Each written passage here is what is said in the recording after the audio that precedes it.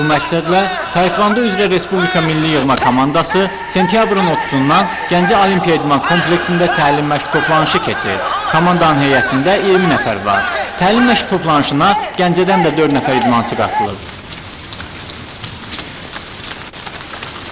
Burada hər gün gündə 3 dəfə məşq keçirik. Səhər gün, orta axşam. 2 saat olur məşqlərimiz. Cəmi 6 saat gündə biz məşq edirik.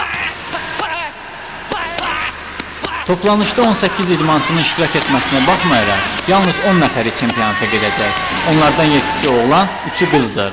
Yarışda iştirak edənlər arasında 2001-ci ilin dünya çempionu Niyaməddin Paşayev, keçən ilki hərbiçilərin dünya çempionatının qalibi Rəşad Əhmədov, Avropa çempionatının gümüş və bürünc medal sahibləri var. Komandanın təlim məşq toplanışı ilə bağlı və idmançıların yarışa göndərilməsi üçün bütün xərcləri Taekvondo Federasiyası ödəyir. Şəraitimiz yaxşıdır, əladır. İdmançılarımız burada yeməkləri əladır. Qalmağa yerimiz yaxşıdır. Zalları da özünüz görürsünüz ki, şəraitləri çox gözəldir.